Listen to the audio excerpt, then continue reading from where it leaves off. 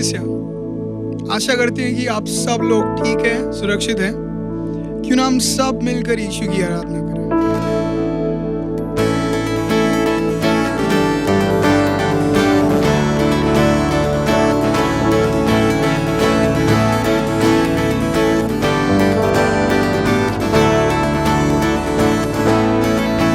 जिस नाम में है मुक्ति, जिस नाम में है शक्ति, जिस नाम में है शांति, देता वो नाम चंगाई।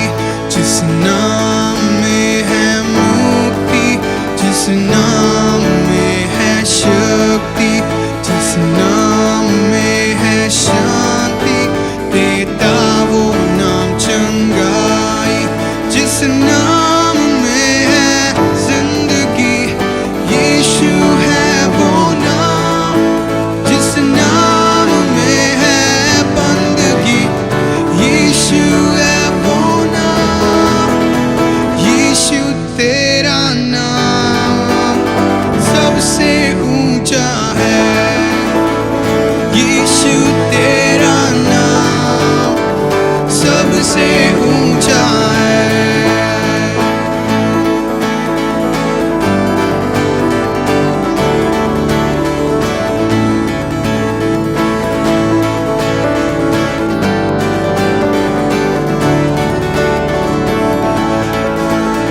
बीमारी से, गरीबी से, श्राप से है छुड़ाता। वो नाम है जो अंधों को रोशनी भी है देता। बीमारी से, गरीबी से, श्राप से है छुड़ाता। वो नाम है जो अंधों को रोशनी भी है देता। जिस नाम में है जिंदगी, यीशु है वो नाम। जिस नाम में है बंदगी, यीशु है वो नाम। यीशु तेरा नाम सबसे ऊंचा है। यीशु तेरा नाम सबसे ऊंचा है। यीशु तेरा नाम सबसे ऊंचा है। यीशु तेरा नाम सबसे ऊंचा है। सबसे ऊंचा, सबसे ऊंचा है। सबसे ऊंचा है।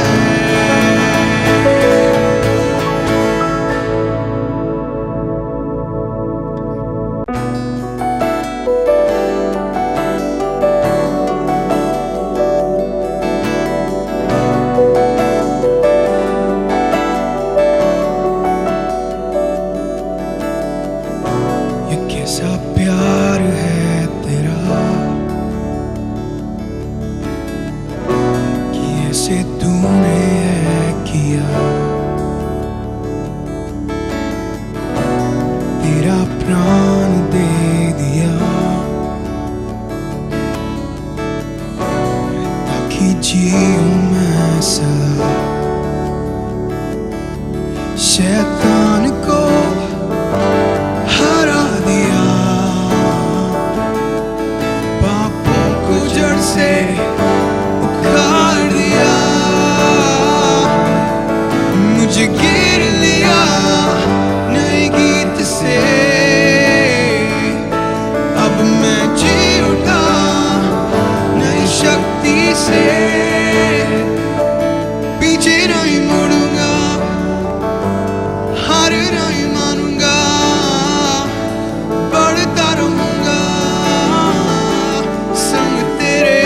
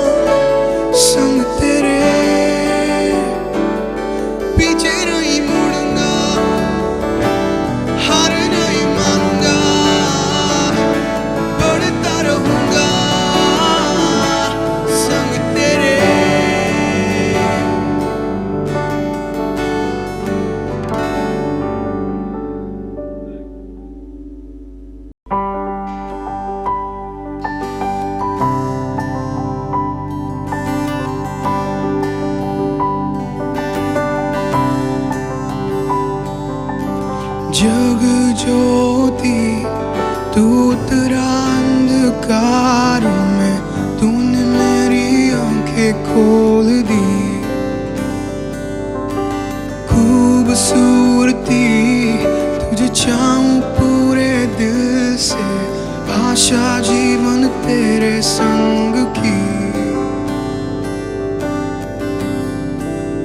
आराधना करूं सर को मैं झुकाऊं, प्रभु सिर्फ तू है मेरा खुदा। तू है अति सुंदर, तू है अति योग्य, तू है अति अद्भुत मुझको।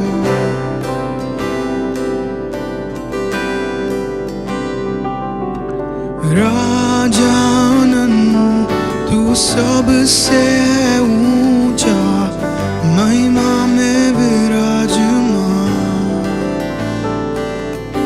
नम्र होकर आया जिस संसार को बनाया उसने, प्रेम के खातिर हुआ गरीब। आराधना करूं सर को मैं झुकाऊं, प्रभु सिर्फ तू है मेरा खुदा। तू है अति सुंदर, तू है अति योग्य, तू है अति अद्भुत मुझको। आराधना करूं सर को मैं झुकाऊं, प्रभु सिर्फ तू है मेरा खुदा। तू है अति सुंदर, तू है अति योग्य, तू है अति अद्भुत मुझको।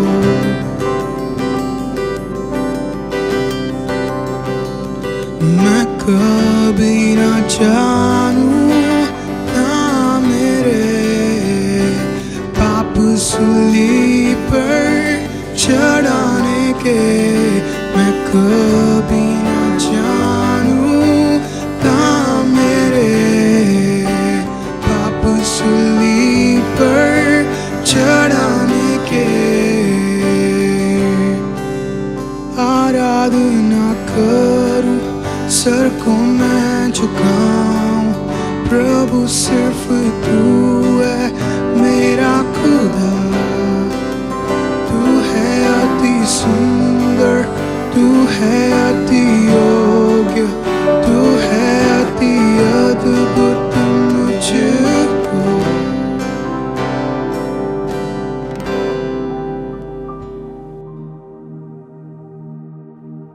स्तुतियों, धन्यवाद यीशु, धन्यवाद यीशु, धन्यवाद यीशु, धन्यवाद यीशु। आइए कलीसिया हम प्रार्थना करेंगे। परमेश्वर ने हमें पिछले एक हफ्ता सुरक्षित रीति में संभाल कर रखा है, इसलिए हम परमेश्वर को उपस्थिति में आज प्रभु को धन्यवाद करते हुए हम धन्यवाद करेंगे। प्रभु महान है, हमारा जीवन में हमारे गिनती में किसी प्रकार का कमी होने नहीं दिया। परमेश्वर ने हमें सुरक्षित रीति में संभाल कर रखा है। हमारा देश कोरोना से बहुत परेशान है, लेकिन हमें परमेश्वर ने इतना तक सुरक्षित रीति में संभाला है, इसलिए हम हमारा हृदय का गहराई से प्रभु को धन्यवाद करें। धन्यवाद यीशु, धन्यवाद हो परमेश्वर, धन्यवाद करते हैं, धन्यवाद हो परमेश्वर। प्रभु आप महान है परमेश्वर, आप महान है प्रभु, आप हमारा खुदा है प्रभु जी। आप हमारा पापों को अपने ऊपर लेते हुए सूली पर चढ़ गया परमेश्वर। हमारा पापों से हमें बचाने के लिए आप हमारे लिए प्रभु जी त्याग दिया परमेश्वर। Hallelujah, hallelujah, hallelujah. धन्यवाद देते राजा, धन्यवाद करते परमेश्वर, धन्यवाद हो प्रभु जी। परमेश्वर हम आपको स्तुति करते, स्तुति करते, स्तुति करते, स्तुति करते। स्तुति के बीच में विराजमान परमेश्वर, आज दिन का समय प्रभु हम आपका चरणों के निकट आते परमेश्वर। आपने हमारे जीवन में दिया हुआ सारे अनुग्रह के लिए हम आपको धन्यवाद करते हैं। हमारा प्राण को आपने मृत्यु से बचाया परमेश्वर, हमारा पाँव को ठोकर खाने से बचाया परमेश्वर, हमें और हमारा परिवार को आंसुओं से हमें बचा कर रखा है राजा। उसके लिए हम आपको धन्यवाद देते हैं। धन्यवाद यीशु, धन्यवाद हो प्रभु जी। हालेलुया। रबा शांदर रखमना दुरगडग साइड प्रौढ़ा रबा शांदरा ओ रिबाला बसंदर खना दुरगडगश्या। Hallelujah, hallelujah, hallelujah. प्रियो हम लोग कुछ विषय के लिए प्रार्थना करेंगे। हमारे बीच में शायद कोई भी व्यक्ति बीमारी की अवस्था में है, तो हम मिलकर उनके लिए प्रार्थना करें। अगर जो व्यक्ति बीमारी की अवस्था में है वो अपने हाथ को अपने सीने में रखे, हम उनके लिए प्रार्थना करते हैं। और बहुत सारे लोग ऐसे हैं जो कोरोना के समय में और अपने आर्थिक परिस्थिति में और उनका काम छूट गया है और उसी कारण से उनके जीवन में बहुत परेशानी के बीच में है। प्रिय लोगों के लिए हम लोग प्रार्थना करेंगे, उनको अच्छा जॉब मिले। बहुत सारे लोग ऐसे हैं बहुत बीमारी से अपने जिंदगी के बारे में डर से गुजर रहे हैं। प्रिय लोगों के लिए भी हम लोग प्रार्थना करेंगे। Thank you Lord, hallelujah hallelujah hallelujah. आइए हम लोग मिलकर प्रार्थना करते हैं। पवित्र परमेश्वर, हम आपको धन्यवाद देते राजा। परमेश्वर, इस सुबह का समय हम कलीसिया मिलकर प्रभु आपका चरणों के निकट आते हैं। जो व्यक्ति प्रभु इसी वक्त में हमारा आवाज को सुन रहे हैं, ये प्रोग्राम को देख रहे हैं परमेश्वर, कोई भी व्यक्ति बीमारी की अवस्था में है तो हम इसी वक्त में उनके लिए प्रार्थना करते हैं। आपका वचन बताती है मैं चंगाई देने वाला हूँ बोलकर प्रभु हमारे पापों को आपने अपने ऊपर लेते हुए कालवरी क्रूस पर बलिदान हुआ है। परमेश्वर, आप हमारा खुदा है प्रभु जी, हमारा प्राण को बचाने के लिए इसी जगत पर आया राजा। आपने प्रिय लोगों के इसी वक्त में छू लेना, उनका शरीर में किसी प्रकार का तकलीफ है, जो कौन सा भी बीमारी होने दो, हर एक बीमारी के बंधन को हम मिलकर यीशु मसीह के नाम से हुक्म देते हैं। इसी वक्त में बीमारी के बंधन उनके शरीर से निकल नहीं पाए राजा। हम धन्यवाद करते हैं। आपका वचन बताती है यीशु मसीह कोड़े खाने समय लोग चंगाई हो गए बोलकर हम विश्वास के साथ में प्रभु जी चंगाई की घोषणा करते हैं। राजा, हम आपको धन्यवाद देते हैं परमेश्वर, आपने चंगाई दिया है उसके लिए हम आपको धन्यवाद देते हैं। धन्यवाद हो परमेश्वर। और जो लोग प्रभु जी जॉब छूट गया, अपने काम नहीं है, उनका आर्थिक परिस्थिति बेहाल में परमेश्वर, प्रिय लोगों के हम प्रार्थना करते हैं, उनका अच्छा जॉब मिलने के लिए हम प्रार्थना करते हैं परमेश्वर। प्रभु आपने लिए आप उनके लिए प्रबंध करने वाला परमेश्वर है, आप उनके लिए मार्ग खोलने वाला परमेश्वर है। आप प्रिय लोगों के लिए मार्ग खोल दीजिए। और कोई भी व्यक्ति परमेश्वर आर्थिक परिस्थिति में बहुत प्रभु जी बुरी हालत में, तो प्रिय लोगों के लिए आप मार्ग खोल दीजिए। आपको स्वर्गीय भंडार में किसी प्रकार का कमी नहीं है राजा। हम आपको धन्यवाद करते हैं, आपने हमारे लिए प्रभु जी प्रबंध करने वाला परमेश्वर है राजा। प्रिय लोगों के जीवन में आपने अनुग्रह करना, अनुग्रह का मार्ग खोलना परमेश्वर। आज के दिन में जो जो प्रोग्राम होगा प्रभु जी, जो परमेश्वर का दास लोग वचन बोलेंगे प्रभु, वो वचन हर एक व्यक्ति के जीवन में और बहुत ऐसे प्रभु लाभदायक होने के लिए वो वचन प्रभु जी हालेलुया हमारे जीवन में एक स्वर्गीय मन्ना होने के लिए हम प्रार्थना करते हैं राजा। हम धन्यवाद करते हैं अभिषिक्त दास लोगों को आपने उपयोग करना परमेश्वर। जिस पवित्र आत्मा का सामर्थ्य से वचन को लिखा गया है, उसी सामर्थ्य का साथ में वचन का गहराई से बांटने के लिए प्रभु आपने सहायता करना। हमारा आवाज को सुनने वाला छोटे बच्चे से लेकर बुजुर्ग तक हर एक लोगों का हम आपका हाथ में समर्पित करते हैं। प्रिय लोगों को ये हफ्ता प्रभु बहुत बड़ी अनुग्रह और आशीष का कारण होने दीजिए। धन्यवाद देते राजा, आपने प्रार्थना सुन लिया उसके लिए धन्यवाद करते हैं। धन्यवाद यीशु, धन्यवाद यीशु, आपका मान करुणा के लिए धन्यवाद करते हैं। धन्यवाद परमेश्वर। प्रार्थना प्रभु यीशु मसीह के नाम से मांगते हैं, आमीन आमीन। धन्यवाद। आइए कलीसिया, आपको परमेश्वर के भवन में आपका स्वागत है। आज पहली बार ये प्रोग्राम में आप शामिल है तो परमेश्वर के राज्य में आपका स्वागत है। हम आशा करते हैं आप सब सुरक्षित हैं। ये कोरोना का समय में भी परमेश्वर ने आपको सही सलामत संभाल कर रखा है। आज हम लोग और सेवकाई क्या बहुत बड़ी भाग को हम लेने जा रहे हैं। उसका पहले परमेश्वर का वचन से एक बात को हम लोग देखेंगे। एक वचन आप लोगों के बीच में मैं पढ़ना चाहती हूँ। दूसरा कोरिन्थियों का किताब 8वां अध्याय उसका 7 पद। इसलिए जैसे तुम हर बात में अर्थात विश्वास, वचन, ज्ञान और सब प्रकार के यत्न में और उस प्रेम में जो हमसे रखते हो बढ़ते जाते हो, वैसे ही इस दान के काम में भी बढ़ते जाओ। इसी वचन में हम लोग देख सकते हैं पौलुस ने मकदूनिया कलीसिया को बताने का, कलीसिया को परिस्थिति बहुत तकलीफ है, फिर भी वहाँ पे बताने का एक बात हम देख सकते हैं। यहाँ पे हम लोग देख सकते हैं जो पौलुस ने कहता है, क्लेश की बड़ी परीक्षा में उनके बड़े आनंद और भारी कंगालपन में अब उसने बड़े उतारदार से बढ़ चढ़ गई। तो इसी बात में उसका दूसरा पद में भी हम लोग देख सकते हैं, उनका अंदर में देख सकते हैं क्लेश की बड़ी परीक्षा। क्योंकि आज हम लोग देखते हैं हमारे देश में किसी प्रकार का परेशानी है। बहुत सारे परिवार को हम जानते हैं, उनका घर का परिस्थितियां बहुत खराब है, उनका जीवन में क्लेश और मुसीबत में, और उनके पास में कभी कभी क्या खाने पीने के लिए भी कुछ नहीं रहता है। सेम ये मकदूनिया कलीसिया का भी परिस्थिति यही था, लेकिन वहाँ पे पौलुस ने उनका बारे में एक गवाही देता है, ये बड़ी क्लेश में भी वो क्या किए, आनंद के साथ में उदारता से बढ़ चढ़ कर किए हैं।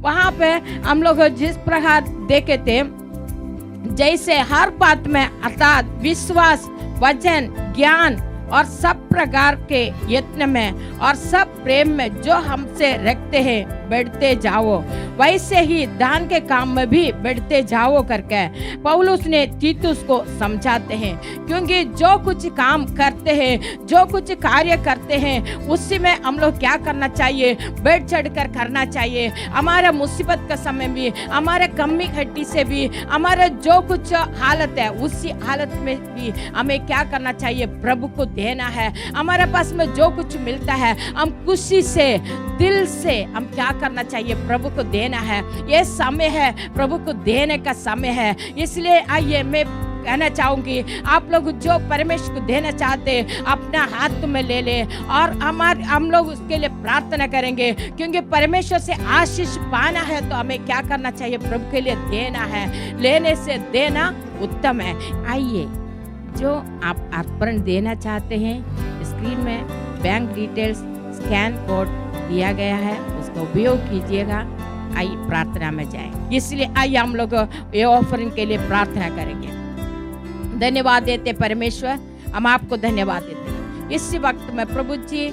जो भाई और बहनें, प्रिय लोगों ने प्रभु जी जो भेंट को अपने हाथ में लिए, जो देना चाहते हैं, प्रभु आप उन्हें अनुग्रह और आशीष भर दीजिए। जो भंडार से निकाले वो कभी भी प्रभु जी वो खाली होने नहीं देना परमेश्वर। राजा हम धन्यवाद करते प्रभु जी, जिस प्रकार विधवा का प्रभु जी आटा का प्रभु जी टोकरी, और प्रभु जी उनका कुप्पी के तेल में किसी प्रकार का कमी होने नहीं दिए, उसी समान परमेश्वर प्रिय लोगों का जीवन में बहुत ऐसे अनुग्रह और आशीष से बरसा दीजिए। धन्यवाद देते हैं ये भेंट को प्रभु का सेवकाई के लिए इस्तेमाल करने के लिए अनुग्रह करना परमेश्वर, उनका हर एक जरूरत को पूरा करना। राजा हम आपको धन्यवाद करते हैं, आपने प्रार्थना सुन लिया उसके लिए धन्यवाद। प्रार्थना प्रभु यीशु मसीह के नाम से मांगते हैं, आमीन आमीन आमीन। आइए हम चर्च न्यूज़ की ओर जाएंगे।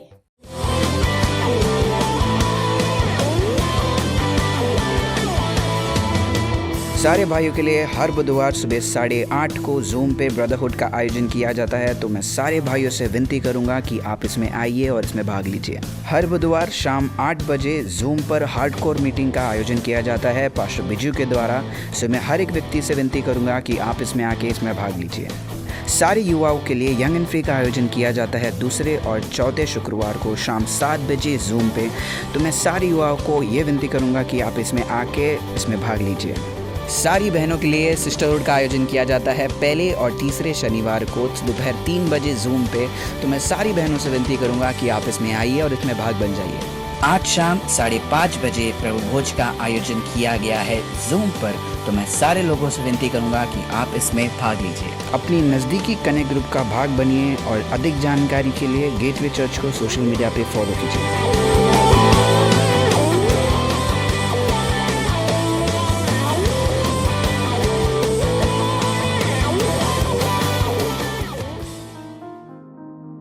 आप सभी का स्वागत है। फिर एक बार हमारे साथ जुड़ने के लिए धन्यवाद देते, विशेष स्वागत करते हैं जो पहली दफ़ा हमारे साथ जुड़े हैं।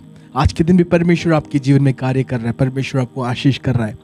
हमने इस समय पर भी, इस दिन में भी परमेश्वर की आराधना किया, परमेश्वर की ओर दुहाई लगाई। हमने परमेश्वर को धन्यवाद दिया और अब समय है हम परमेश्वर के वचन में से सुनते हैं। और आज के दिन भी परमेश्वर का वचन आपकी ओर आता है। परमेश्वर की वचन जब आपकी ओर आएगा, जब आता है, परमेश्वर निश्चय तुम्हें आशीष करेगा। तो क्यों ना हम एक पल के लिए आंखें बंद कर हम प्रार्थना करेंगे। पिता परमेश्वर, फिर एक बार हम आपको धन्यवाद देते, फिर एक बार हम आपकी उपस्थिति में इस समय पर भी परमेश्वर हम शायद अपने घरों में क्यों ना हो, हम जैसे परमेश्वर आपकी वचन की ओर मनन करते, हम प्रार्थना करते आज के दिन में परमेश्वर हमारे एक प्रकाशन को लेकर आने दे, ये हमारे लिए परमेश्वर एक आशीष बनने दे, हमारे लिए परमेश्वर एक ऐसा साधन बनने दे कि परमेश्वर ये हमें आपकी ओर खींचता जाए, आपकी ओर लेकर जाए। परमेश्वर आपका एक वचन, आपका एक शब्द परमेश्वर हमारे जीवन को परिवर्तन कर सकता है, ये हम विश्वास करते हैं। आपका वचन में परमेश्वर जीवन है, अनंत काल का परमेश्वर जीवन है, इसलिए हम आपको धन्यवाद देते हैं। इस दिन भी परमेश्वर जितने सारे लोग आप अपने अपने घरों में इस समय पर भी जब मिले हैं, परमेश्वर की जिनमें आप कार्य करें। परमेश्वर हमारे सभी ख्याल विचार को हम दूर रखते हुए इस दिन भी परमेश्वर हम आपकी ओर अपनी नज़र लगाते हैं। आज के दिन आप हमसे बातें करें परमेश्वर, हम हमारे जीवन में आप प्रकट होने पाए। ये प्रार्थना यीशु मसीह के नाम से मांगते स्वर्गीय पिता, आमीन आमीन। तो फिर एक बार हम आपको स्वागत करते हैं गेटवे कलीसिया में। और आज के दिन भी मुझे अवसर मिला कि मैं आपके लिए परमेश्वर का वचन लेकर आऊँ, और ये बड़ा सौभाग्य मैं मानता हूँ। इस अवसर को देने के लिए मैं पासबान राजेश और पास्टर बिजू और उनके सभी परिवार के द्वार उनके ओर से मैं आपकी ओर बधाई को लेकर आता हूँ। हम परमेश्वर के जन जब हम मिलकर आते हैं, परमेश्वर हमारे जीवन में कार्य करता है। और आज के दिन भी जल्द से वचन की ओर जाते हैं। मैं आप चाहता हूँ कि आप मेरे साथ चले यशायाह नबी का किताब, उसका 45वां अध्याय, उसका 2 और 3 वचन मैं आपके लिए पढ़ना चाहता हूँ।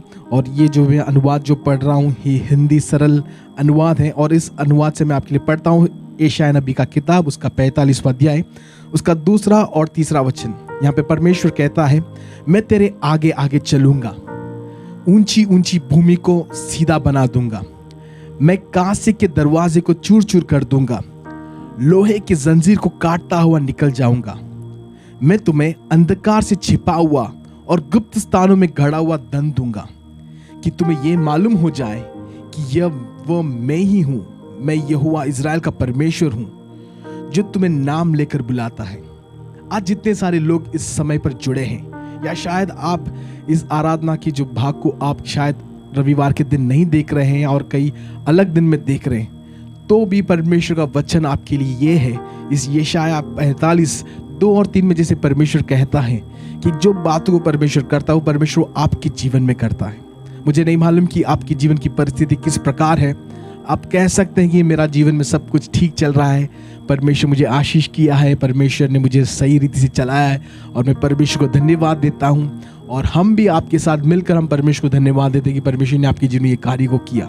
लेकिन अगर आप कहते हो कि मेरे जीवन में कई सारे अड़चन है, कई सारे रुकावट है, या मैं अपने जीवन की उस परिस्थिति में हूँ जहाँ मुझे सचमुच एक चमत्कार की ज़रूरत है, मुझे सचमुच परमेश्वर की हाथ के कार्य की ज़रूरत है, अगर आप वो व्यक्ति है, परमेश्वर की वचन आपके लिए इस दिन इस सवेरे आपके और ये है, परमेश्वर कहता है कि मैं तुम्हारे आगे आगे चलता हूँ। अगर आप सोच रहे कि मैंने इस जो महीने को मैंने शुरुआत कर दिया, इतने दिन को मैंने निकाल दिया, लेकिन मुझे नहीं पता कि मैं इसे ख़त्म किस प्रकार से करूँगा, मुझे नहीं मालूम कि इससे अंत में किस रीति से मैं उसे पूरा कर पाऊँगा, परमेश्वर का वचन आज के दिन सवेरे परमेश्वर आपसे कहता है कि मैं तेरे आगे आगे चलूँगा, मैं ऊंची ऊंची भूमि को सीधा बना दूंगा, मैं कांसे के दरवाजे को, एक अनुवाद के दिए जो पीतल के दरवाजे फाटक है, परमेश्वर कहता है कि मैं इसे चूर चूर कर दूंगा। ये इस बात को दर्शाती है जो आपके जीवन में आपको लगता है कि रुकावट बनकर खड़ी है, जो आपको अगले स्तर पर बढ़ने से जो रोकती है, जो एक बाधा बनकर है, परमेश्वर कहता है कि मैं उन बातों को मैं तोड़ देता हूँ, लोहे की जंजीर को काटता हुआ निकल जाऊंगा। एक अनुवाद से लिखा है कि जो लोहे के जो सलीके हैं, जो जंजीर आपको बांध कर रखती है, शायद आपको लगता है कि मैं आगे बढ़ना चाहता हूँ, मेरे सामने खुला द्वार तो दिख रहा है, लेकिन कुछ तो बातें मुझे पकड़ कर रखी है। परमेश्वर कहता है कि सवेरे आप जो परमेश्वर के लोग जो परमेश्वर को ढूंढ कर इस समय पर परमेश्वर की साथ समय बिताते हो, इस वचन की ओर ध्यान देते हो, परमेश्वर कहता है कि मैं तुम्हें उस जंजीर, उस जो लोहे की जंजीर समान क्यों ना हो, मैं उसे काटते हुए मैं आता हूँ, मैं उसे तुम्हें उससे आज़ाद करता हूँ। और परमेश्वर कहता है कि मैं तुम्हें अंधकार से छिपा हुआ और गुप्त स्थानों में गड़ा हुआ धन दूंगा, मैं अंधकार में छिपा हुआ खजाने और गुप्त स्थान में छिपा हुआ धन मैं तुम्हें दूंगा। परमेश्वर कहता है कि तुम प्रावधान के लिए रुके हो, तुम प्रावधान की इंतज़ार कर रहे हो, तुम्हें नहीं मालूम कि मुझे मेरा अगला मदद मुझे कहाँ से मिलेगा। परमेश्वर कहता है कि गुप्त स्थान से, अंधकार की बातों से, इसका मतलब जहाँ तुम अपेक्षा नहीं कर रहे हो, परमेश्वर उन जगह से परमेश्वर आपके लिए मदद को लेकर आएगा। परमेश्वर आपके प्रावधानों को पूरा करेगा। और परमेश्वर कहता है कि ये इसलिए मैं करूँगा ताकि तुम जान पाओ कि मैं इज़राइल का यहोवा परमेश्वर हूँ, कि मैं ही परमेश्वर हूँ, क्योंकि आप जान पाए कि मैं ही परमेश्वर हूँ। और शायद आप जब यहाँ पर जो जुड़े हैं, शायद आपको मालूम होगा कि परमेश्वर के बारे में हम बातें कर रहे हैं, हम इज़राइल की परमेश्वर यहोवा परमेश्वर यीशु मसीह के बारे में बात कर रहे हैं, लेकिन आप इस समय पर पहली बार भी जुड़े। अगर आप कहते हो कि मुझे नहीं मालूम कि तुम किस बारे में बात कर रहे हो, मेरे मन में, मेरे जीवन में, मेरे परमेश्वर को लेकर कई सारी बातें हैं, कल्पनाएं हैं, लेकिन मुझे नहीं मालूम कि तुम इस परमेश्वर की जो बात कर रहे हो, यहोवा परमेश्वर जो कह रहे हो, इज़राइल का परमेश्वर जो कहते हो कि ये पूरे संसार का सृष्टि कर, ये इस परमेश्वर के बारे में कहते हो मैं नहीं जानता।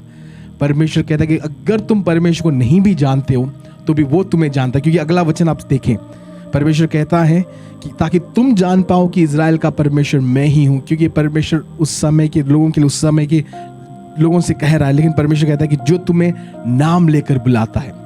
और अगर हम इस वचन को देखें, शायद आप मसीह हैं, आप विश्वास में, आप जब इस वचन को पढ़ते आप सोचते परमेश्वर ये किसी धार्मिक व्यक्ति से कह रहे हैं, या परमेश्वर जो अपने लोगों से कह रहे हैं, या परमेश्वर अपने वाचा किए लोगों से कह रहे हैं, आपको लगता है, या आप ऐसे ही सोच रहे होगे। लेकिन अगर आप इसी अध्याय का शुरुआत में जब आप देखेंगे, इसके 45वें अध्याय के पहले वचन को जब हम देखेंगे, वहाँ पर हम देखते हैं कि ये किसके बारे, परमेश्वर किसको देखकर कहता है। हम वहाँ पर पढ़ते, परमेश्वर के अभिषेकित कोरेश को यहोवा ने कहा। यहाँ पर हम देखते हैं कि परमेश्वर एक व्यक्ति का नाम बताता है, एक व्यक्ति का जिक्र करता है जिसका नाम कोरेश है। और ये एक राजा है, पर्शिया राज्य का, देश का राजा है, जो ऐसा राज्य था जिसने कई सारे जगह पर उन्होंने अपना जो है झंडा लहराया था, उन्होंने अपना राज स्थापित किया था। और इज़राइल के लोग उनमें से एक झुंड के लोग हैं। इज़राइल लोग परमेश्वर से भटक गए थे, परमेश्वर से दूर हो गए थे, और बाकी लोग दूसरे देश के विरुद्ध, देश के राजाओं ने इनके ऊपर हावी होकर इनके गुलाम बनाकर रखा था। लेकिन एक समय आता है, एक अरसा आता है जहाँ पर उनके दुश्मनों पर दूसरे राजा हावी होते हैं और वो राज स्थापित करते हैं। और यहाँ पर एक ऐसा ही व्यक्ति है जिसका नाम है कोरेश, इंग्लिश में उसे साइरस कहते हैं। परमेश्वर कहता है कि परमेश्वर उस राजा को देखकर इन बातें कहते हैं कि तू मेरा अभिषेकित है। क्यों अभिषेकित है? क्योंकि परमेश्वर ने चाहा कि उसके द्वारा इन बातों को करे।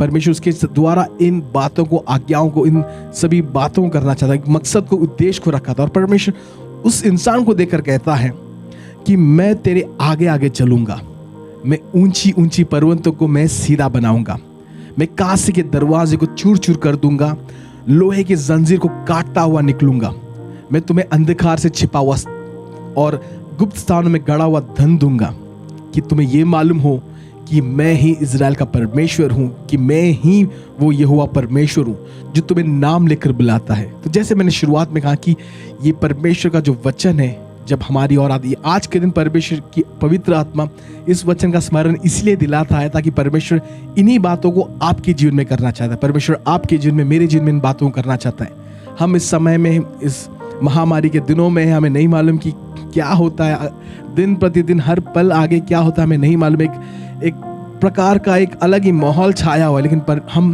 परमेश्वर की आत्मा हमें इस सवेरे ये दृढ़ता देती है, ये विश्वास देती है। परमेश्वर कहता है कि मैं तुम्हारे आगे चलता हूँ, कि मैं तुम्हारे लिए ऊंची ऊंची भूमि जो है, जो तुम्हें लगता है कि कठिन चढ़ाव की बातें हैं, मैं सीधा कर देता हूँ, मैं उसे चौरस रास्ते कर दूंगा। परमेश्वर कहता है कि लोहे के दरवाजे, जंजीरों को मैं चूर कर देता हूँ, मैं उसे काट देता हूँ। और परमेश्वर कहता है कि मैं तुम्हें गुप्त में रखे हुए, छुपे हुए धन को मैं देता हूँ। और क्योंकि मैं तुम्हारा परमेश्वर हूँ, मैं ही क्या, ताकि तुम जान पाओ कि मैं ही परमेश्वर हूँ और मैंने तुम्हें नाम से बुलाया। अगर आज के दिन आप कहते हैं कि मैं अपने घर में हूँ, मैं अपने मोबाइल में, अपनी टीवी में मैं अकेले बैठकर देख रहा हूँ, या मेरी परिस्थिति किसी को नहीं मालूम, परमेश्वर को पता है। इसलिए परमेश्वर कहता है कि वो आपको नाम से बुलाता है। हम सब जब यहाँ पर जुड़े हैं, हम सबका एक नाम है। हम लेकिन कई बार कई लोगों के नाम होते हैं, लेकिन उनका जो असली नाम किसी को नहीं पता होता। कई लोग उनको जो बचपन में जो एक दिया हुआ नाम रहता है उसी नाम से बुलाते हैं, और कई बार वही उनका एकदम पहचान बन जाता है और वही उनका एकदम असली नाम बन जाता है। लेकिन पूछने पे नज़दीक आने में पता चलता है कि उनका ये असली नाम नहीं था या नहीं है, क्योंकि सर्टिफिकेट में या उनके कुछ अलग नाम रहते। परमेश्वर को वो नाम तक पता है, परमेश्वर आपको नाम से बुलाता है। सोच कर देखिए, जो परमेश्वर इतना महान परमेश्वर है, वो तारों तक को नाम से बुलाता है। उसको कोई ज़रूरत नहीं कि वो तारों को नाम से बुलाए, लेकिन परमेश्वर जब तारों को बुलाता है, वो तारों को नाम देकर बुलाता है। तो आप कितना बहुमूल्य परमेश्वर की नज़र में, परमेश्वर आपसे कितना प्रेम करता है, तो आपको क्यों नहीं परमेश्वर नाम से बुलाया। और परमेश्वर कहता है कि मैं तुम्हें नाम से बुलाता हूँ। और इस पूरे जो आज का जो प्रचार या जो वचन है, मेरा मूल प्रचार यही है कि परमेश्वर ये बातें करना चाहता है। परमेश्वर आपको आशीष देना चाहता है, परमेश्वर आपके जीवन में कार्य करना चाहता है। लेकिन ये परमेश्वर ये आपके और मेरे योग्यता को देखकर परमेश्वर ये कार्य नहीं करता। परमेश्वर अपने भलाई के निमित्त इन बातों को करता है। हम कई बार सोचते हैं कि अच्छे करो तो तुम्हें अच्छा फल मिलता है और बुरा करो तो बुरा फल मिलता है, लेकिन परमेश्वर वो धर्म इसी प्रकार की बात को बताती है। लेकिन परमेश्वर की वचन में कहा है कि परमेश्वर भला है और वो भलाई करता है। यहाँ तक कि परमेश्वर ये समझने में थोड़ा कठिन है या इसे विश्वास करने में कठिन है। परमेश्वर का वचन ये है कि परमेश्वर धर्मी और अधर्मी दोनों के पर परमेश्वर अपना वर्षा, अपना बरसात को लेकर आता है।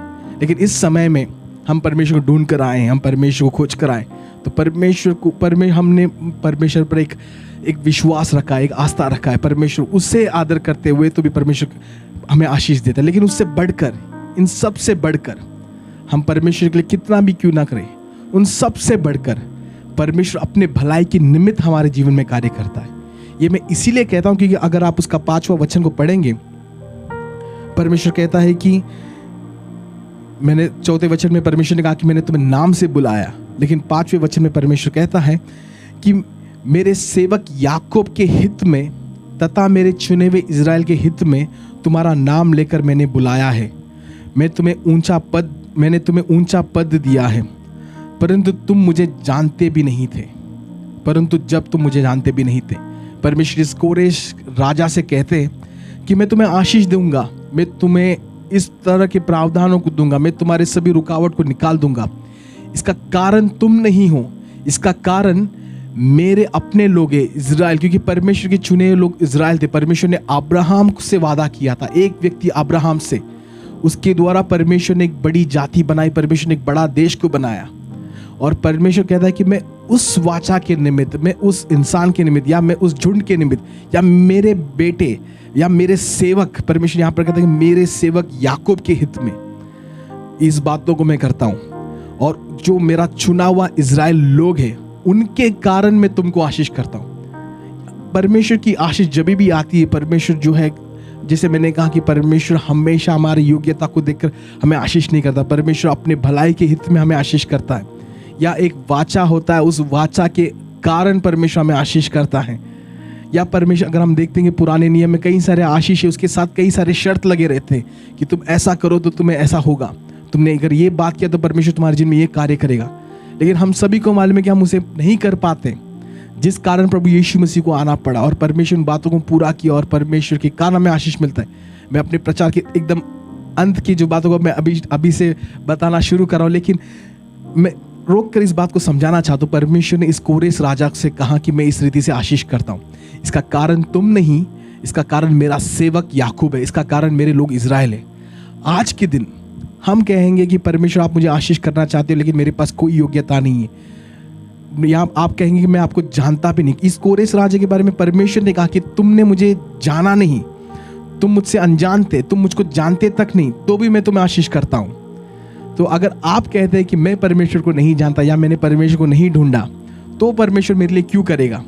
इसका कारण मैं आपको बताना चाहता हूँ कि परमेश्वर कहता है कि ये तुम्हारे हित में नहीं, ये तुम्हारे कारण नहीं, लेकिन ये, जैसे परमेश्वर ने कोरेश से कहा कि ये मैं अपने सेवक इज़राइल के कारण, याकूब के कारण, मैं अपने लोग इज़राइल के कारण मैं तुम्हें आशीष देता हूँ। आज के दिन परमेश्वर भी हमें उसी रीति से आशीष करता है। लेकिन आज के दिन जब परमेश्वर आशीष करता है, परमेश्वर ये नहीं कहता कि मैं अपने सेवक याकूब के खातिर या अपने लोग इज़राइल के खातिर, परमेश्वर उससे भी एक ऊंचा एक व्यक्ति को हमारे सामने रखता है। परमेश्वर कहता है आज के दिन मैं तुम्हें आशीष इसलिए करना चाहता हूँ क्योंकि मैं अपने बेटे प्रभु यीशु मसीह के निमित्त में तुम्हें आशीष करना चाहता हूँ। आमीन। आज के दिन मैं अपने लोग इजराइल के निमित्त नहीं, लेकिन तुम मेरे बेटा और बेटी हो, इसके निमित्त में तुम्हें आशीष करता हूँ। हम कहेंगे परमेश्वर आप, मैं आपका बेटा या बेटी नहीं हूँ, मैं आपसे अनजान हूँ, मैं आपसे दूर हूँ, या मैं उतना नज़दीक नहीं चलता आपके साथ। परमेश्वर कहे, जैसे परमेश्वर कोरेश राजा से कहा, तुम मुझसे अनजान थे, तुम मुझे नहीं जानते थे, तो भी मैंने तुम्हें नाम लेकर बुलाया। आज के दिन परमेश्वर कहता है कि तुम मुझसे शायद अनजान भी क्यों ना हो, मैं तुम्हें तुम्हारा नाम लेकर मैं बुलाता हूँ। आमीन। आज के दिन परमेश्वर, आपको पता है कि परमेश्वर इस समय में इस आराधना के द्वारा परमेश्वर आपको नाम से बुला रहा है। शायद आप इस वचन को जब सुनते हैं, आपको लगता है, आपको शायद आपके आंसू निकलते हैं, या आपको कुछ तो एक एहसास होता है। ये पवित्र आत्मा का कार्य है, और इसी बातों को दर्शा दे कि परमेश्वर निश्चय आपको आपके नाम से बुला रहा है। इस दिन इस पूरे प्रचार का एक मूल ये है कि परमेश्वर आपके जीवन में आशीष करना चाहता है, परमेश्वर आपके जीवन में कार्य को करना चाहता है, परमेश्वर भलाई को करना चाहता है, और ये हमारे कारण नहीं है। और धन्यवाद परमेश्वर का कि हमारे कारण नहीं है। अगर ये मुझ पर निर्भर होता या मेरे क्रियाओं पर निर्भर होता तो मैं कई जगहों में आशीष का योग्य बनता, लेकिन कई बार मैं परमेश्वर के क्रोध का, परमेश्वर के श्राप का या बुराई का मैं एक कैंडिडेट बन जाता, या एक कारण बन जाता। लेकिन क्योंकि ये परमेश्वर के कारण, जैसे परमेश्वर ने उस कोरेश राजा से कहा, मैं अपने सेवक याकूब के कारण करता हूँ। आज परमेश्वर कहता है कि मैं, परमेश्वर पिता आपसे कहता है, मैं अपने बेटे प्रभु यीशु के कारण करता हूँ। जैसे परमेश्वर कहता है कि मैं अपने लोग इजराइल के निमित्त में इन बातों को करता हूँ। परमेश्वर कहता है कि आज तुम मेरे बेटा और बेटी हो। शायद तुम इस बात से अनजान थे, लेकिन आज का समय है कि आज इस परमेश्वर को आप जान पाओ, आज इस यहोवा परमेश्वर को जान पाओ, इस पिता परमेश्वर को जान पाओ कि वो आपके लिए है, वो आपके संग है, और उसने आपके लिए प्रभु यीशु मसीह को भेजा, जिसने आपके लिए अपना लहू बहाया। उसका लहू बहाने की ज़रूरत यह थी क्योंकि हम सब पाप में थे, हम सब पाप में मरे हुए थे। वचन में लिखा है कि हम सब परमेश्वर की महिमा से रहित थे, लेकिन परमेश्वर ने उस परिस्थिति में भी हमारा जगह लिया। हमने जो पाप का भरपाई करना था, परमेश्वर ने उस कलवरी के क्रूस में 2000 साल के पहले की लिया, और उसने जहाँ पर हमें दंड मिलना था, उसने अपना हमारा स्थान ले लिया। मेरी आपकी जगह उसने ले ली उस क्रूस पर, और उसने आपका जो पाप का दाम था उसने पूरा चुका दिया। पूरा नहीं, लेकिन उसने भरकर, उसने उससे ज़्यादा भरपाई दी, क्योंकि परमेश्वर ने अपना लहू, कीमती लहू उसने दिया। परमेश्वर का लहू इतना कीमती है कि उसका कोई मूल्य नहीं, उसका कोई आप एक अंक नहीं लगा सकती, इतना मूल्यवान, उससे बढ़कर है। परमेश्वर ने उतना आपका जो भरपाई किया पाप का, और इसी कारण परमेश्वर कहता है कि मैं अपने बेटे प्रभु यीशु के निमित्त, क्योंकि तुम मेरे बेटा और बेटी हो, उसके निमित्त में तुम्हें आशीष करना चाहता हूँ, मैं तुम्हें अपने पास बुलाना चाहता हूँ। यही परमेश्वर की आशीष है, परमेश्वर की। और कई बार हम सोचते परमेश्वर की आशीष मतलब केवल धन परमेश्वर की आशीष का एक भाग है, बल्कि कह सकते हो एक छोटा सा भाग है। और धन की ज़रूरत है, पैसों की ज़रूरत है, लेकिन कई बार हम सोचते हैं कि आशीष मतलब केवल परमेश्वर से आने वाले जो धनवान जो बातें हैं, या धन संपत्ति है, या पैसे। लेकिन नहीं, परमेश्वर की आशीष मतलब परमेश्वर का बेटा और बेटी कहलाने का एक अधिकार हमें मिलता है। हम परमेश्वर को अब्बा पिता बुला सकते हैं, ये सबसे बड़ा आशीष है। दूसरा परमेश्वर का आशीष कि परमेश्वर जब हमें आशीष देता है, हमें वो आशीष बनाता भी है। परमेश्वर हमें इस रीति से आशीष करता है कि हम दूसरों के लिए आशीष बने। परमेश्वर हमें जब आशीष करता है, परमेश्वर हमें एक इस तरह से सक्षम बनाता है कि हम उस आशीष का अनुभव कर पाएं। कई लोगों के पास आशीषें होती हैं, लेकिन उनको उसका अनुभव करने नहीं मिलता। वो किस प्रकार का आशीष, वो क्या लाभ का आशीष है। लेकिन परमेश्वर के वचन में कहा, जब परमेश्वर आशीष देता है, वो उसके साथ वेदना को नहीं बढ़ाता, उसे अनुभव करने का हमें अनुग्रह देता है। उस प्रकार की आशीष की बात कर रहे हैं। परमेश्वर की शांति, परमेश्वर का आनंद, ये एक प्रकार की आशीष है। कई सारे लोगों के पास सब कुछ हो सकते हैं, लेकिन उनके मन में अगर चैन नहीं है, उनसे पूछे क्या तुम आशीषित हो, वो कहेंगे मैं आशीषित नहीं हूँ। आप कहेंगे तुम्हारे पास अपना घर है, गाड़ी है, सब कुछ, व्यवसाय है, सब कुछ है, लेकिन वो कहेंगे क्या फ़ायदा, मेरे पास शांति नहीं है। लेकिन दूसरे और आप देखोगे, एक व्यक्ति ने शायद सब कुछ अपने जीवन में हारा होगा, लेकिन उसके पास परमेश्वर का शांति होगा। आप उससे पूछेंगे क्या आप आशीषित हैं, वो कहेगा मैं आशीषित हूँ, क्योंकि मेरे पास परमेश्वर का आनंद है, उस उद्धार का आनंद मेरे अंदर है, परमेश्वर का शांति मेरे अंदर है, जो मेरे समझ से परे है। वो आशीष जो परमेश्वर ने कहा कि मैं अपनी शांति तुम्हें दिए जाता हूँ, और वो शांति कोई बात नहीं छीन सकती। तो ये परमेश्वर की आशीष है और ये आशीष परमेश्वर आपको देना चाहता है। और ये धन्यवाद परमेश्वर का, ये हमारी योग्यता के ऊपर निर्भर बिल्कुल नहीं है, ये परमेश्वर की ओर से आती है। क्योंकि परमेश्वर कहता है कि मैं अपने सेवक, अपने दास, जैसे परमेश्वर ने कोरेस से कहा मैं अपने दास इस याकूब के हित में करता हूँ, परमेश्वर आज कहता है कि उससे बढ़कर मैं अपने बेटा यीशु मसीह के कारण में निमित्त मैं तुम्हें आशीष करता हूँ। तो ये आशीष है। और इस पूरा जो इसका जो मूल ये है कि परमेश्वर के वचन में लिखा है कि हम जब उद्धार पाते हैं, ये हम इसलिए पाते कि हम परमेश्वर की भलाई द्वारा ही उद्धार पाते हैं। रोमियो उसका 2 अध्याय उसका 4 वचन में एक प्रकार का एक प्रश्न है। वहाँ पर प्रेरित पौल कहते हैं कि क्या तुम अनजान हो कि परमेश्वर कितना भलाई करता है, या परमेश्वर कितना हमसे धीरज रखता है। और कई बार हम उस धीरज को, हम उस भलाई को तुच्छ जानते हैं, हम उसको उतना मूल नहीं देते हैं। लेकिन प्रेरित पौल कहता है हमें ऐसा नहीं रहना है, और हम इससे अनजान नहीं रहना है कि परमेश्वर की भलाई ही, परमेश्वर की दया ही हमें परमेश्वर की उद्धार की ओर लेकर चलती है। परमेश्वर जब कभी अपनी ओर, हम कई बार बोलते हैं कि मैंने परमेश्वर को अपना जीवन दिया, हमने नहीं दिया, लेकिन परमेश्वर ने दिया। उसके प्रत्युत्तर में हमने अपना जीवन दिया। हम परमेश्वर से प्रेम इसलिए करते क्योंकि पहले परमेश्वर ने हमसे प्रेम किया। परमेश्वर के पास हम इसीलिए आए क्योंकि कहीं ना कहीं परमेश्वर ने उस कार्य को किया, परमेश्वर ने शुरुआत किया। हमने अपना जीवन परमेश्वर को दिया, इसका कारण हम नहीं थे लेकिन परमेश्वर खुद था। सोच कर देखिए, वचन में लिखा है कि हम सब अपने पाप में मरे हुए थे, हम आत्मिक रीति से सब मरे हुए थे। एक मुर्दा अपने आप से कुछ नहीं कर सकता, उसके अंदर जान आने की जरूरत है ताकि उसके बाद वो कुछ तो प्रत्युत्तर करे। परमेश्वर ने उन बातों को किया। हम सब अपने आत्मिक तौर पर मरे हुए थे, लेकिन परमेश्वर हमारे पास आया, हमको एक नया जीवन दिया, अपना जीवन दिया, पुनरुत्थान का सामर्थ्य दिया, ताकि हमें परमेश्वर की ओर उत्तर कर देने का, हमें प्रत्युत्तर देने का हमें एक सक्षम मिले, हमें एक ताकत मिले, ताकि हम सक्षम रहे कि हम परमेश्वर को प्रत्युत्तर दें। तो हम परमेश्वर के पास जब आते भी है, वो भी परमेश्वर के कारण ही है। कई लोगों का मानना है कि परमेश्वर जो लोगों को चाटा मार कर उन्हें घसीट कर लेकर आता है, परमेश्वर एकदम न्यायी परमेश्वर है, परमेश्वर धार्मिक है, न्यायी है। तो परमेश्वर को पता है कि लोगों को कैसे खींच कर लेकर आना। वो आपको बुलाएगा, प्यार से बुलाएगा। आपने नहीं सुना तो परमेश्वर आपको मार कर लेकर आएगा, खींच कर लेकर आएगा कर। अगर परमेश्वर को ऐसा करना ही था तो अब तक पूरा जो संसार में सभी लोग जो उद्धार पा लिए होते, सभी जन घुटने में आते और परमेश्वर से कहते परमेश्वर आप ही हमारा परमेश्वर है कर। लेकिन परमेश्वर उस रीति का परमेश्वर नहीं है, जोर जबरदस्ती वाला परमेश्वर नहीं है। लोगों के जीवन में ऐसे घटनाएं होती हैं जिसके कारण वो परमेश्वर के पास आते हैं, जिसके कारण वो परमेश्वर की ओर मुड़ते हैं।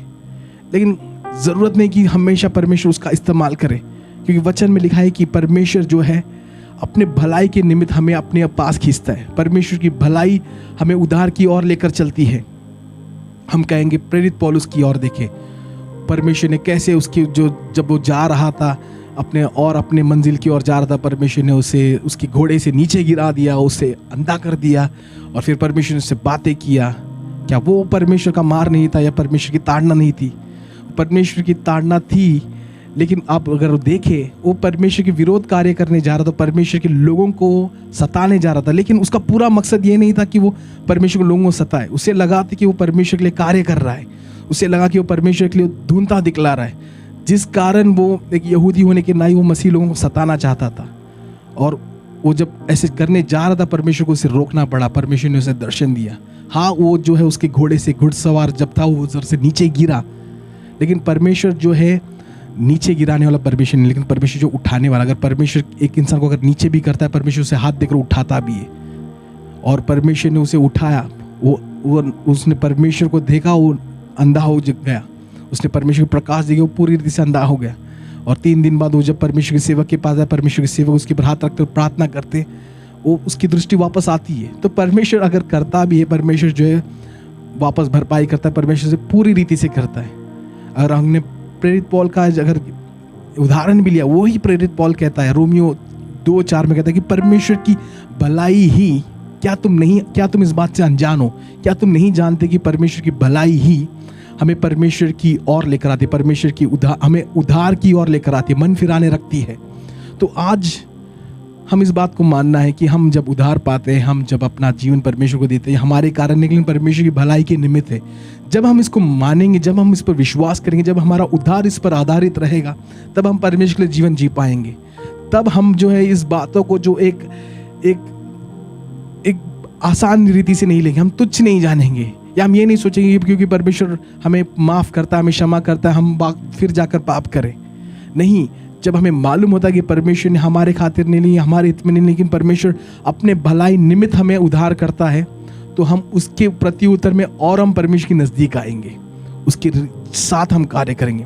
और इसका बेहतरीन जो उदाहरण है, कई सारे उदाहरण हैं, लेकिन आज के दिन में मैं एक उदाहरण देना चाहता हूँ और वो हम देखना चाहते हैं। अगर आप देखें वचन में कई सारे लोग हैं, कई सारे बड़े लोग हैं, कई सारे लोग हैं जिनके बारे में एक वचन है, कई सारे लोगों के बारे में वचन है अनेक, लेकिन उनके नाम नहीं है। लेकिन कई सारे लोगों के ऊपर जो कई सारे अध्याय लिखे गए, लेकिन हम विशेष देख सकते परमेश्वर के जो पिछले हफ्ते हमने देखा, हमने दाऊद के बारे में देखा।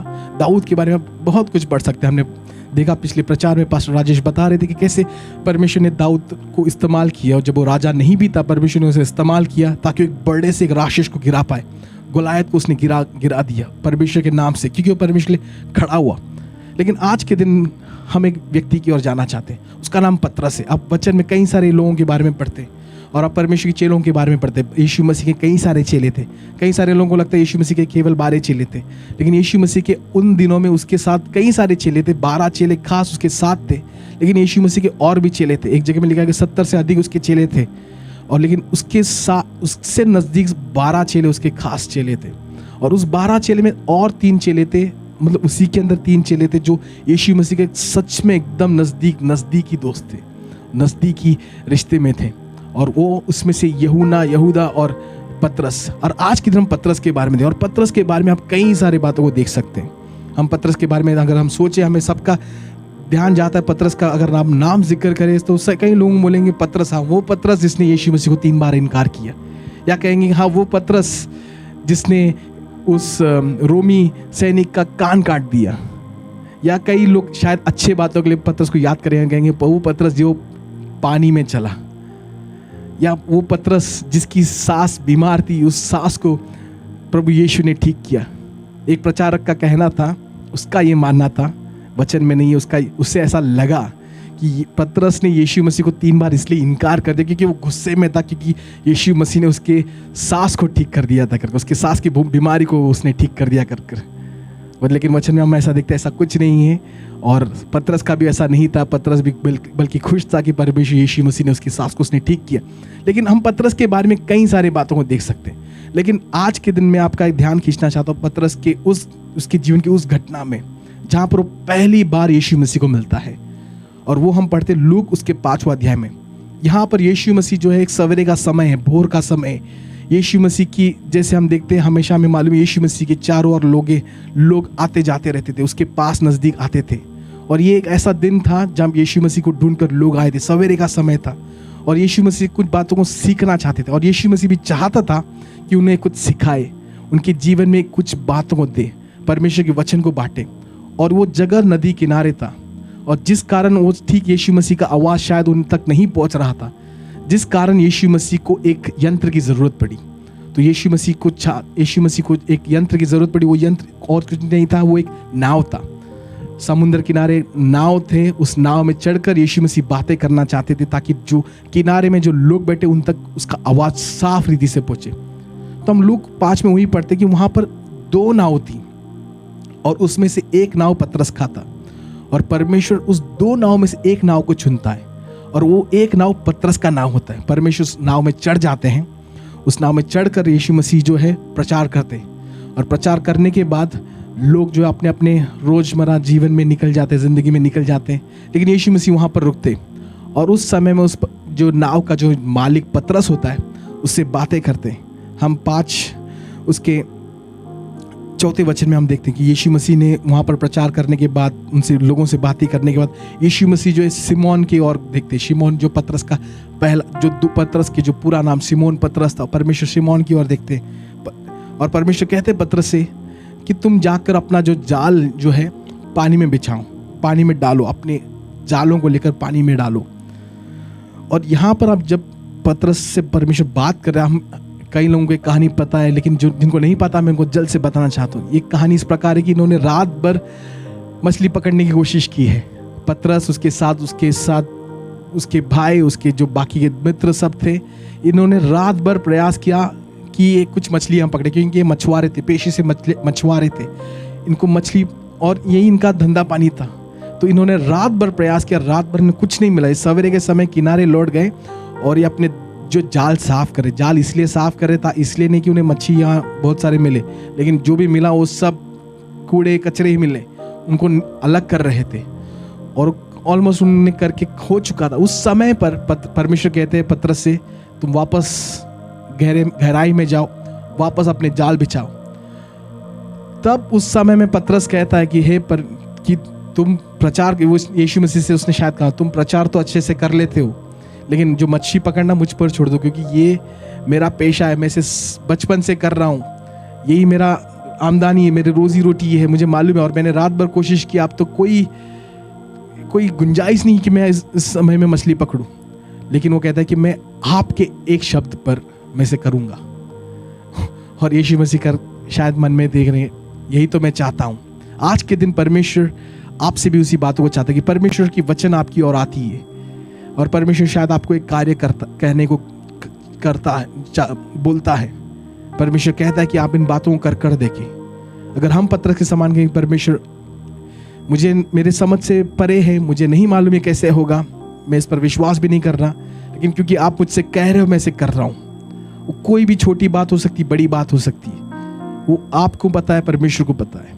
लेकिन जब हम पतरस के समान करें, आप देखिए आगे क्या होता है। पतरस कहता है कि क्योंकि आप कहते हो मैं उस बातों को करता हूँ। 5वें वचन में कहता है कि आपके शब्द पर, आपकी बातों पर मैं इसको करता हूँ। और वो जो गहरे पानी में जाते, अपने जाल बिछाते और उनके आश्चर्य होने तक उन्हें इतने मछली मिलते हैं कि उनका जो नाव जो है, मछली है, जब उन्होंने पकड़ कर जाल को जब उन्होंने अंदर डाला, उनके नाव डूबने लगी। तो उन्होंने बगल के जो नाव को बुलाया और लोगों को बुलाया, मदद के लिए बुलाया, ताकि उतने सारे। तब जो पतरस के जीवन में, पतरस हैरान है क्योंकि उसने रात भर प्रयास किया, एक भी मछली नहीं मिला। अब परमेश्वर कहाँ, परमेश्वर की बातों मानकर उसने नाव जाल बिछाए, उसके जाल टूटने तक, उसके जहाज डूबने तक उतना आशीष हुआ। और इन सभी बातों को देखकर पतरस का एक ही प्रश्न था, मैं क्यों परमेश्वर? पतरस का कहना था कि परमेश्वर मेरे साथ ऐसा क्यों? आप चाहे तो किसी और को कर सकते, मैंने तो आपको ढूंढा भी नहीं, मैंने आपको पुकारा भी नहीं, तो आपने मुझे क्यों आशीष किया? परमेश्वर की आशीष यही एक आशीष है। परमेश्वर जब आपको आशीष करेंगे, आप खुद आप परमेश्वर से कहेंगे, परमेश्वर मैं क्यों? बगल में और कितने सारे अच्छे लोग थे, परमेश्वर उन सभी को छोड़कर आप मुझे ढूंढ कर आए, आपने मुझे आशीष किया, वो परमेश्वर। और ये जो बातें हैं पतरस को मन फिराने रखती है, क्योंकि आप सोच कर देखिए, और कई बार हम सोचते हैं परमेश्वर की आशीष पाने के बाद लोग जब परमेश्वर से भटक जाएंगे, दूर हो जाएंगे। लोग सच में से भटकते क्योंकि उन समय में शायद उन्होंने परमेश्वर को नहीं सामने रखा। लेकिन अगर सच में अगर उन्हें पता होता कि ये भलाई परमेश्वर की ओर से आई, परमेश्वर के कारण आई, तो परमेश्वर के पास आई। पतरस को पता था, इसलिए परमेश्वर उसने जो अपने जीवन का सबसे बड़ा जो है उस दिन जो है मुनाफा पाया होगा, उन सभी को वचन में देखो, सभी को उसने छोड़कर उसने वो जो जहाज से उसने पानी में डुबकी मारकर वो किनारे में परमेश्वर के पास आया। परमेश्वर से कहता है, परमेश्वर मुझसे दूर हो जाओ, क्योंकि आप जिस तरह से समझते मैं वो व्यक्ति मैं नहीं हूँ। शायद आपने दूसरे किसी को ढूंढा होगा, लेकिन परमेश्वर को पता है कि वो कोई गलत काम नहीं कर, वो कोई गलत चुनाव नहीं कर रहा था, उसको कोई गलत फहमी नहीं थी। परमेश्वर को पता था कि वो किसे आशीष कर रहा था, परमेश्वर को पता था कि उसने किसका नाव चुना था। परमेश्वर, वहां पर 2 नाव थे, लेकिन परमेश्वर ने वहां पर पतरस का ही नाव चुना था। परमेश्वर ने पतरस को आशीष किया। और जब पतरस को परमेश्वर, वो कहता है कि परमेश्वर मुझसे दूर हो जाओ, मैं तो एक अधर्मी व्यक्ति हूँ, मेरा और परमेश्वर आपके धार्मिकता से कुछ लेना देना नहीं है। मुझे पता है कि परमेश्वर मैं किस किस्म का इंसान हूँ। हम सोचते हैं कि पतरस ने जब यीशु मसीह को उसके आखिर रात में जब वो क्रूस पर मारा जाने, तो उसको 3 बार उसने परमेश्वर को इनकार किया, गाली गलौज किया, क्योंकि उसका पुरानी जीवन में वो एक तरह से उसने भाग ले लिया था। शायद उसका जीवन उस प्रकार सा था, शायद उसके जो शब्द जो है वो पवित्र नहीं थे, उसके कार्य शायद पवित्र, इसलिए परमेश्वर के पास आकर कहता है कि परमेश्वर आप मेरे सामने रुकने के लिए, परमेश्वर मैं आपके पास आने के लिए योग्य नहीं हूँ, आप मेरे पास आना भी नहीं चाहिए, आप यहाँ से दूर चले जाओ। लेकिन परमेश्वर कहता है कि तुमने आज इन मछलियों को पकड़ा है, लेकिन इससे बढ़कर मैं तुम्हारे लिए एक उद्देश्य रखा हूँ। मैं चाहता हूँ कि तुम आज से तुम मेरे लिए इंसानों को तुम पकड़ो, मेरे राज के लिए इंसानों को पकड़ो, और मैं उनको जो अपने पास लेकर आऊँगा। और उस समय में परमेश्वर पतरस से एक न्योता देते, उसको एक निमंत्रण देते हैं कि क्या तुम मेरे साथ सेवकाई करना चाहते हो। और हम पढ़ते पतरस तुरंत अपने जाल, अपने सभी बातों को छोड़कर वो परमेश्वर के पीछे चले जाता है, और उसके वही जाता है साथ में उसके जो बाकी के दोस्त यूहन्ना, उसके बाकी के उसके भाई और भी मछुआरे यीशु मसीह के साथ सेवकाई में आ जाते हैं। लेकिन मेरा कहने का पूरा सारांश ये है कि पतरस का जीवन में जो आया, एक परिवर्तन आया, मन फिराने की जो बात आई, उसके कारण नहीं आया। वो उसने सोचा भी नहीं था, उसने उस दिन सोचा भी नहीं था कि इस दिन से मेरा जीवन बदलने वाला है, इस दिन से परमेश्वर मुझे चुनने वाला है।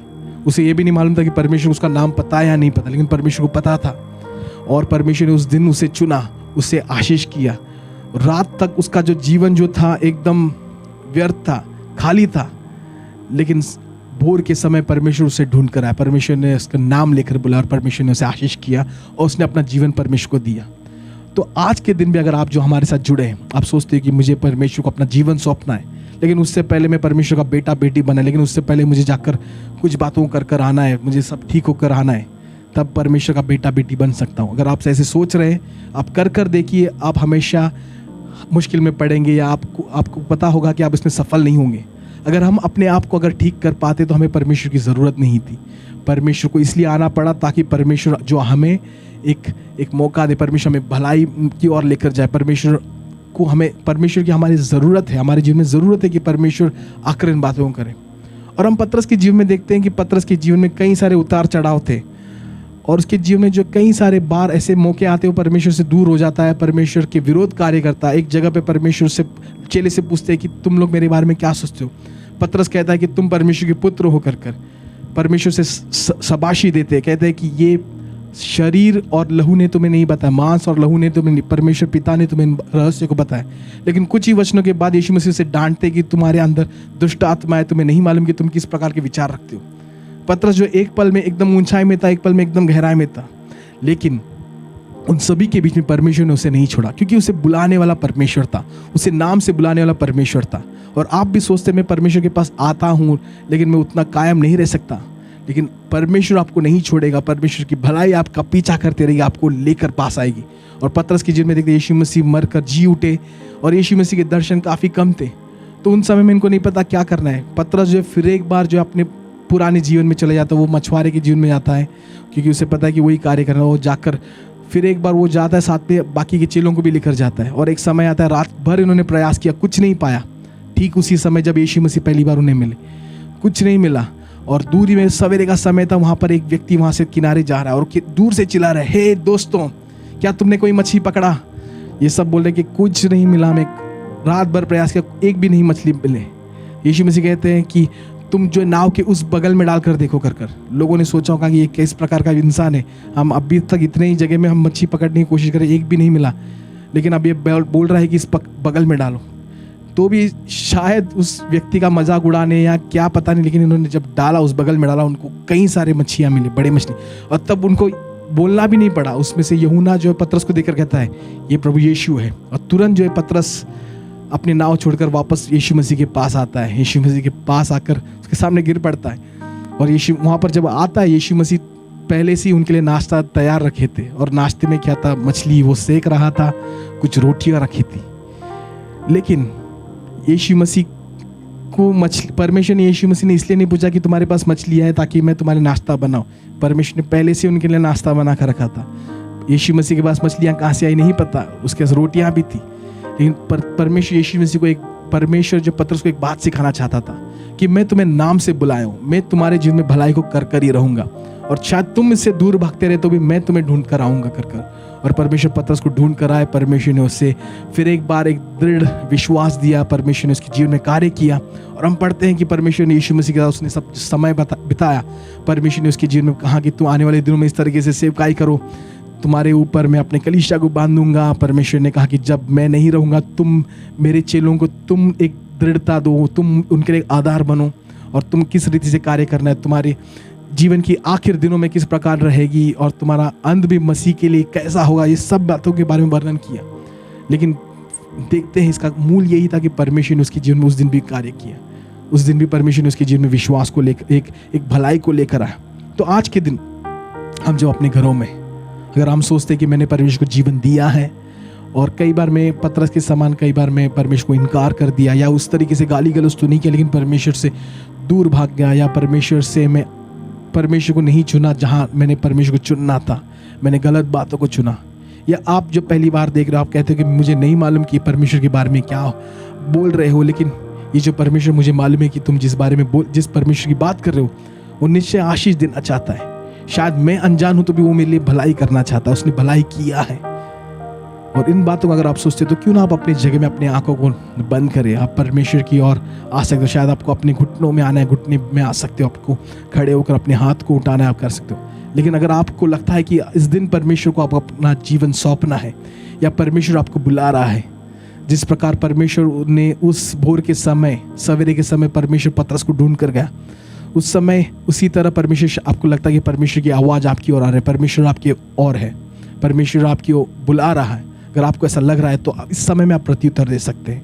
और इस समय में आप जब प्रत्युत्तर देते हो, आप परमेश्वर के बेटा और बेटी बनोगे। अगर आपको नहीं पता कि किस रीति से प्रार्थना करना है, मैं आपके लिए मदद करना चाहता हूँ। ये शब्द शायद मेरे ओर से आते हैं, लेकिन इसे अपने दिल की गहराई से बोले, और परमेश्वर इस प्रार्थना को जरूर सुनेगा, ज़रूर सुनता है, और वो आपको बेटा और बेटी बनाएगा। तो हम सब अपने अपने घरों में, अपने अपनी जगहों में परमेश्वर को देखकर हम पुकारेंगे। आप मेरे पीछे इस प्रार्थना को दोहरा सकते हैं। प्रभु यीशु, मैं विश्वास करता हूं कि आप परमेश्वर के पुत्र हो। प्रभु यीशु, मैंने आज जाना कि आपकी भलाई मुझे आपकी ओर मुड़ने, मन परिवर्तन करने सिखाता है। आज के दिन परमेश्वर मेरे पापों को आप शुद्ध करें, मुझे क्षमा करें, मुझे अपना बेटा और बेटी बनाए। मैं आपको अपना प्रभु और उद्धारक कर कर स्वीकारता हूं। मेरे जीवन में आ जाए, मैं आपका हूं, आप मेरे हैं। मेरी प्रार्थना सुनने के लिए धन्यवाद। अगर आपने प्रार्थना किया है तो आपका जीवन का बेहतरीन प्रार्थना है, परमेश्वर के आप बेटा और बेटी बनकर हैं। और अगर आपने इस प्रार्थना को किया, निश्चय हमें बताइए, नीचे कमेंट में बताइए, या आप चर्च के व्हाट्सएप ग्रुप में हैं। अगर आपको और आगे की जानकारी की ज़रूरत है, आप पास्टर राजेश या इस कलीसिया के बाकी अगुवाओं से आप मिल सकते हैं, संपर्क कर सकते हैं, या आप जहाँ पर जो इस फेसबुक या यूट्यूब के जो माध्यम के द्वारा आप हमसे जुड़ सकते हैं। और आगे के सफ़र में हम आपके साथ रहना चाहते हैं। हम सब मिलकर संगति कर कर आपके साथ इस परमेश्वर की जो जीवन है, मसीह जीवन को हम साथ आपके साथ गुजारना चाहते हैं। हम आपको मददगार बनना चाहते हैं। तो आज के दिन में मैंने जैसे कहा कि निश्चय परमेश्वर आपके आगे चलता है। परमेश्वर आपके लिए बड़े कार्य को करेगा, वो आपकी अड़चनों को दूर करेगा, आपके लिए बंधनों को तोड़ेगा, और परमेश्वर आपके लिए प्रावधान को देगा। और ये हमारे खातिर नहीं, ये परमेश्वर की भलाई की निमित्त है। तो आज के दिन आप बेफिक्र हो जाइए, आपके विश्वास को जगाए, और हम परमेश्वर को धन्यवाद देंगे। तो जैसे हम इस आराधना को समाप्त भी करते हैं, क्यों ना हम फिर एक बार परमेश्वर की आराधना करें, उस नाम को ऊंचा उठाए जो सभी नामों से ऊंचा नाम है। फिर एक बार हम वर्शिप टीम का स्वागत करते हैं, ताकि वो हमें एक परमेश्वर की आराधना की जो गीत में हमारी अगुवाई करें। जिस नाम में है जिंदगी, यीशु है वो नाम। जिस नाम में है बंदगी, यीशु है वो नाम। यीशु तेरा नाम सबसे ऊंचा है। यीशु तेरा सबसे ऊंचा है। यीशु तेरा नाम सबसे ऊंचा है। यीशु तेरा नाम सबसे ऊंचा है, सबसे ऊंचा, सबसे ऊंचा है, सबसे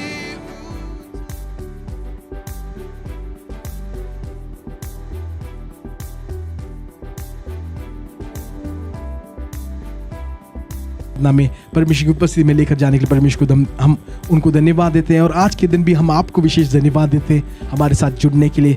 फिर एक बार हम अगले सप्ताह फिर एक बार मिलेंगे, लेकिन उसके बीच में अब अपने अपने जगह में आपके नज़दीकी कनेक्ट ग्रुप से जुड़िए रहिएगा। और पर कलीसिया के जीवन में जो कुछ बातें हो रही हैं उन सभी से आप जुड़े रहे। अधिक जानकारी के लिए हमारे साथ संपर्क करें। लेकिन अभी के लिए हम जैसे विदा करते हैं, मैं आपके और परमेश्वर की आशीष को बोलना चाहता हूँ। परमेश्वर आपको आशीष करे, आपको बरकत दे, आपको इन दिनों में भी महफूज रखे। परमेश्वर का चेहरे का मुस्कान आपकी ओर चमके। परमेश्वर आपके घरों में, आपके बाहर आते जाते समय में, आपके व्यवसाय में, आपके काम की जगह में, पढ़ाई की जगह में, जहाँ पर आप परमेश्वर के लिए सुसमाचार करते हो, जब आप परमेश्वर की गवाही बनते हो, वहाँ पर आपको परमेश्वर आशीष करे। आपको आशीष परमेश्वर करे कि आप कई लोगों के लिए आशीष बन जाए। आपका सफ्त सुंदर बीते। हमारे साथ जुड़े रहिएगा। अगर परमेश्वर ने आपके जीवन में भलाई किया, निश्चय हमें बताइएगा। अगर आपके आज के दिन में भी परमेश्वर ने अगर आपसे बातें किया है तो हमें ज़रूर बताइएगा। हम मिलकर परमेश्वर को धन्यवाद देना चाहेंगे। आप सभी को जय मसीह की। परमेश्वर आपको आशीष करे। धन्यवाद।